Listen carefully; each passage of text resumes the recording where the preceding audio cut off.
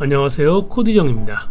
오늘은 철학과 과학과 상식이 만나는 지점에서 여러분과 함께하고자 합니다. 오늘도 함께한 보람을 느끼실 수 있을 것 같습니다. 철학자 칸트는 인간 지식에 대해서 생각했습니다. 우리 인간은 무엇을 알 수 있으며 어떻게 알 수 있고 또한 어디까지 알 수 있을까를 생각했습니다. 이런 생각은 지금도 새롭고 유효하며 여전히 우리는 궁금해합니다. 칸트는 지식을 두 가지로 나눴습니다. 선천적인 지식과 경험 지식입니다. 경험 지식은 어렵지 않습니다. 우리 인간이 직간접적인 경험을 통해 얻는 지식을 말합니다. 경험 지식은 사람마다, 시대마다, 장소에 따라서 달라집니다. 오늘 설명하는 내용도 누군가는 동의할 것이고 또 누군가는 반대할 것입니다. 이처럼 경험 지식에 대해서는 생각이 서로 다를 수 있습니다. 경험이 다르기 때문입니다. 그러나 내가 경험하지 않아도, 우리가 경험하지 않더라도 누구에게나 같은 지식도 있을 것입니다. 변하지 않는 지식, 인간의 경험과 무관한 지식, 그런 지식을 일컬어 선천적인 지식이라고 합니다. 단어에 예민한 분들을 위해 배려한다면 선천적 인식이라고 말을 바꿔도 되겠습니다. 칸트는 선천적이라는 용어의 기준을 제시합니다. 무엇인가 선천적인 지식이 되려면 필연적이어야 하고 보편적이어야 합니다. 우연적인 지식이어서는 안 된다는 것입니다. 예외가 있어서는 안 된다는 말입니다. 예를 들어 보겠습니다. 두 개의 유명한 과학 명제를 갖고 왔습니다. 먼저 첫 번째, 모든 물체는 무게를 갖는다 라는 명제가 있습니다. 이런 명제는 선천적인 것일까요? 아니면 경험적인 지식일까요? 생각해 보십시오. 우선 무게는 경험해 봐야 합니다. 경험하지 않으면 무게가 무엇인지, 무거운 것과 가벼운 것이 무엇인지, 어느 정도의 무게가 있는지를 알 수 없습니다. 한편 빛의 질량은 0입니다. 다시 말하면 세상에는 무게가 없는 물질도 있다는 것입니다. 그러므로 모든 물체는 무게를 갖는다 라는 명제는 경험적 지식에 해당합니다. 이번에는 모든 물체는 크기를 갖는다 라는 명제는 어떨까요? 선천적일까요? 아니면 경험적인 지식일까요? 다시 한번 생각해 보십시오. 모든 물체는 크기를 갖는다. 칸트는 이 명제를 선천적 지식으로 봤습니다. 크기가 있는 것을 일컬어 물체라고 부르기 때문이며 크기가 없는 물체를 경험할 수도 없기 때문입니다. 그런데 칸트에게 흥미로운 점은 누가 가르쳐 주지도 않았는데 모든 물체가 크기를 가짐을 알아채도록 우리 머리가 딱 짜여 있음을 보여준다는 점입니다. 이건 대체 무슨 말일까요? 잠깐 설명하겠습니다. 이걸 제대로 이해하면 아주 좋습니다. 칸트 철학을 이해하는 지름길이기 때문입니다. 적어도 3번 정도는 말을 바꿔가면서 반복해서 설명하겠습니다. 칸트는 인간 머릿속에는 직관의 형식이 있다고 봤습니다. 직관이란 무엇일까요? 이에 대해서는 코디정 채널에서 자세히 설명한 바 있습니다. 우리가 머릿속에 뭔가를 떠올릴 때 그것은 그냥 아무렇게나 무질서하게 떠오르는 게 아닙니다. 형식에 맞게 머릿속에 떠오른다는 얘기입니다. 다시 말하면 머릿속에는 3차원 공간 좌표계 같은 게 있고 이런 공간 형식 안으로 무엇이든 직관된다는 얘기입니다. 기억하죠? 머릿속에는 데이터가 차지하는 공간이 있습니다. 그걸 직관의 형식이라고 부릅니다. 공간 안에 있는 것은 무엇이든 비교될 수 있습니다. 크거나 작을 것입니다. 그런데 공간은 그것을 비교하는 도구는 아닙니다. 그냥 좌표계 같은 것입니다. 그러므로 공간 말고 다른 게 추가로 있어야 합니다. 즉 크기를 비교하는 기능이 따로 있어야 합니다. 그런 기능을 하는 것을 개념의 원리라고 부릅니다. 무슨 원리냐? 네, 머릿속에 시원적으로 박혀있는 양에 대한 개념들이 있는데 그것이 직관 데이터의 크기의 윤곽을 제공해 준다는 원리입니다. 언젠가 이에 대해서 자세히 설명해 보도록 하겠습니다. 우리가 어떤 물체를 바라봅니다. 그러면 그 물체는 우리들 머릿속으로 들어옵니다. 아무렇게나 들어오는 게 아니라 직관의 형식인 머릿속 공간 안으로 가져오는 것입니다. 그것을 일컬어 직관, 표상, 현상이라고 부릅니다. 이에 대해서는 제가 예전에 굉장히 알기 쉽게 설명한 영상이 있습니다. 지금 위에 표시되어 있을 것입니다. 그런데 이렇게 대상을 머릿속으로 가져왔다고 해서 어떻게 그것의 크기를 우리는 알 수 있는 것일까요? 첫째, 직관의 형식이 있기 때문입니다. 즉 머릿속에는 공간좌표가 있다는 말씀입니다. 둘째, 개념의 원리가 있기 때문입니다. 다시 말하면 머릿속에서 크기를 판단하는, 정확하게는 크기의 윤곽을 제시하는 개념들이 열심히 일하고 있기 때문입니다. 엄청 중요한 내용이니까 다시 한번 반복해서 설명해 보겠습니다. 우리는 어떻게 크기를 인식하는 것일까요? 공간이라는 순수 직관이 머릿속에 있고 양에 속하는 순수 개념이 크기에 대한 윤곽을 제공하기 때문입니다. 다시 말하면 순수 직관과 순수 개념이 서로 연결됨으로써, 서로 종합함으로써 우리 인간은 크기를 인식하는 것입니다. 이러한 칸트의 입장에서는 모든 물체는 크기를 갖는다 라는 명제는 존재의 본질이 아닙니다. 그저 크기 인식에 관한 머릿속 프레임입니다. 칸트는 기본적으로 존재의 본질을 알 수 없다는 입장입니다. 존재도 모르는데 어떻게 존재의 본질을 알 수 있지? 라는 입장입니다. 칸트보다 128년 전에 태어났던 데카르트는 전혀 다른 생각이었습니다. 칸트가 전혀 달랐다라고 말하는 게 더 합당할지도 모르겠습니다. 왜냐하면 칸트 이전 철학자들은 이 세계를 관찰하면서 이 세계가 어떻게 구성되었고 무슨 일이 지금 일어나고 있는지를 생각했습니다. 반면 칸트는 이 세계를 관찰하는 그때의 인간의 머릿속으로 들어가서 그 머릿속이 어떻게 구성되며 무슨 일을 하고 있는지를 탐구했기 때문입니다. 어쨌든 데카르트 할아버지는 우리가 흔히 진리라고 부르는 것, 사실이라고 말하는 모든 것을 의심해 봤습니다. 세상의 모든 것을 의심해보자 나 자신까지 의심할 수 있게 되었습니다. 지금의 나는 꿈속의 나이며 진정한 나는 다른 곳에서 꿈을 꾸고 있는지도 모른다. 진짜 나는 다른 곳에 있고 지금은 가상세계에 접속한 상태의 모습이 아님을 어떻게 증명할 수 있을까? 그러므로 이 세계는 허상일 수 있다. 허상이 아님을 어떻게 증명할 수 있단 말인가? 데카르트는 나 자신을 머릿속 정신으로 이해했습니다. 세계는 물체라고 표현했습니다. 이것이 그 유명한 데카르트의 이원론입니다. 이원론의 출발점은 의심이었습니다. 나 자신을 의심하고 이것만으로도 부족해서 세계 자체도 의심했습니다. 존재하는 모든 것은 데카르트의 엄격한 의심의 심판을 받아야 했습니다. 의심을 이겨내지 못한다면 그것은 허상일 수 있습니다. 진짜가 아닐 수 있습니다. 의심을 이겨낸다면 그것은 진짜입니다. 근원적인 것입니다. 본질일 것입니다. 대부분의 것이 데카르트의 심사를 견디지 못하고 기각되거나 각화되었습니다. 이런 과정을 통해서 데카르트는 두 가지 본질이 있음을 결론 내렸습니다. 첫째, 나 자신에 대해서는 나는 생각한다. 내가 생각한다는 사실만은 부정할 수 없었습니다.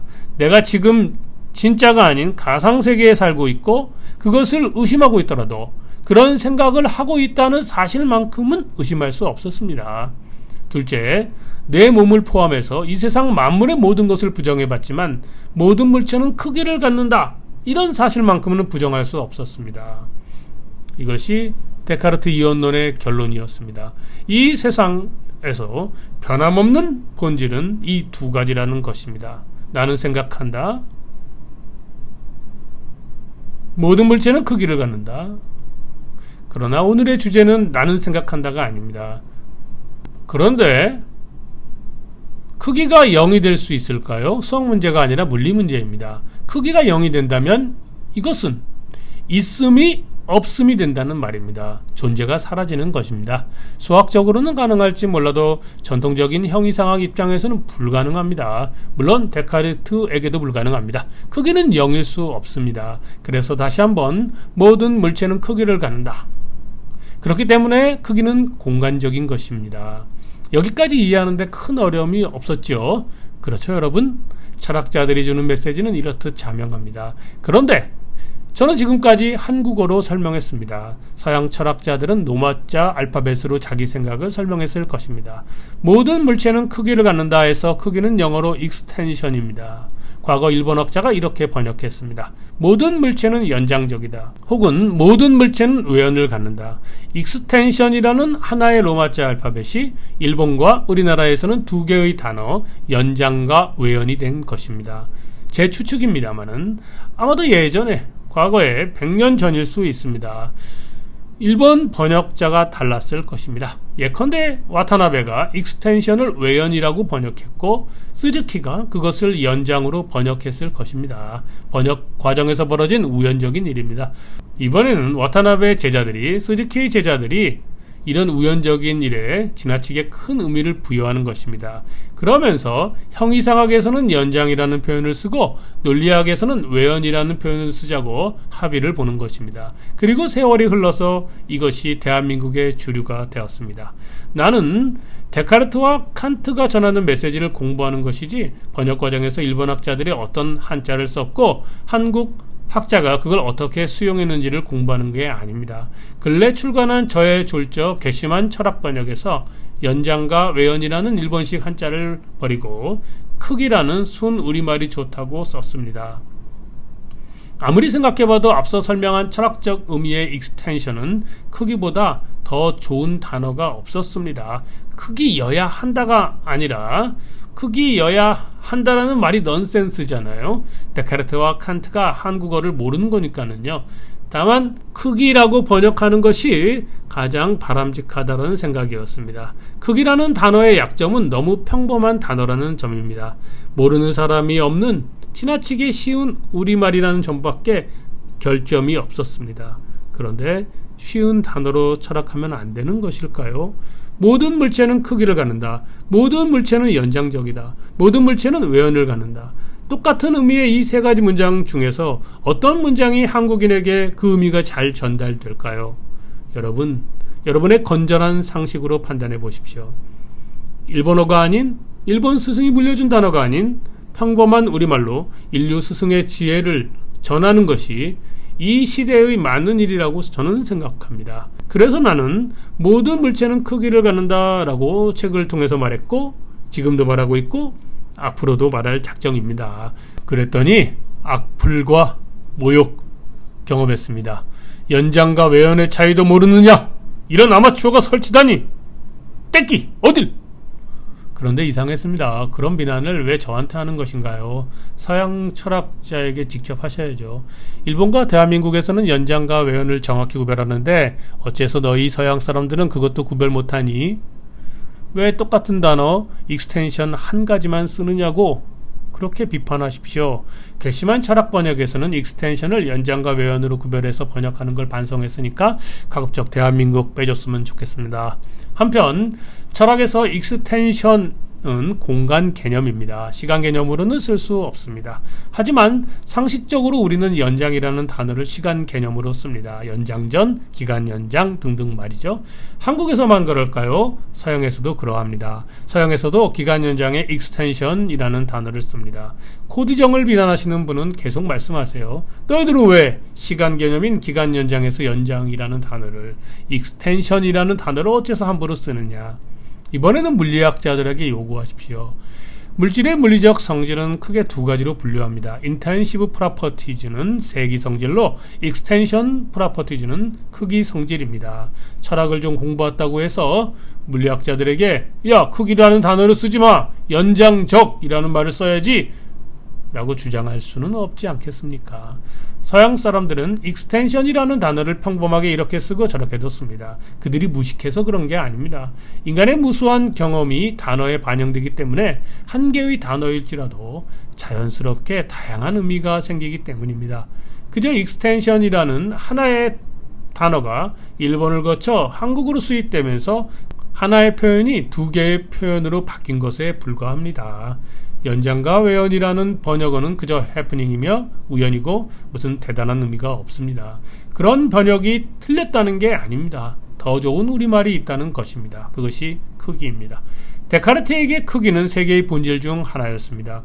머릿속에서는 나는 생각한다가 본질이었습니다. 인간 머리 바깥의 세계에서는 모든 물체는 크기를 갖는다 였습니다. 즉 크기는 머리 바깥에 있는 특성이었습니다. 그러나 칸트에게 크기는 머리 안쪽의 특징이었습니다. 인간 머릿속에는 직관의 형식으로서 공간이 있고 또한 직관 데이터를 판단하는 개념이 있습니다. 그런 개념 중에서는 크기를 알아채고 비교할 수 있는 개념의 원리가 있었습니다. 그렇기 때문에 우리는 물체의 크기를 판단하고 인식할 수 있는 것입니다. 여러분, 전문가의 인생을 살기보다는 지식인의 인생을 사십시오. 저도 한 분야의 전문가지만은 자기 전문 지식에 대한 지나친 신뢰 때문에 오히려 세상을 바라보는 시야가 좁아질 수 있고, 그래서 항상 경계합니다. 그렇다면 지식인의 인생이란 대체 무엇일까요? 데카르트 할아버지가 진리와 상식과 통념을 항상 의심했던 것처럼, 칸트 할아버지가 모든 지식의 관습과 권위에 아랑곳하지 않고 생각했던 것처럼 기존의 관습과 관례를 의심하십시오. 생각 덩어리도 의심하는 판국에 일본식 번역어 단어 한 개조차 의심하지 않는다는 게 과연 바람직한 것일까요? 좀 더 넓은 통찰을 유지하십시오. 스스로 과감하게 생각하는 것이 중요합니다. 더 나은 생각을 만나면 종전의 생각을 미련 없이 버릴 수만 있는 그런 자세를 갖고 있기만 한다면 오류는 꽃입니다. 설령 지금 자신의 생각이 오류라 하더라도 오류를 두려워하지 말고 스스로 생각하다 보면 언젠가는 스스로 교정할 수 있습니다. 그때의 교정력은 새로운 지식을 얻는 것보다 놀라운 통찰을 제공하기 때문입니다. 21세기를 사는 우리들은 인류 역사상 가장 똑똑한 독자입니다. 과감하게 생각하십시오. 너무 복잡하고 난해하게 생각하지 마시고 편안하게 생각하십시오. 코디정이 함께 하겠습니다. 감사합니다.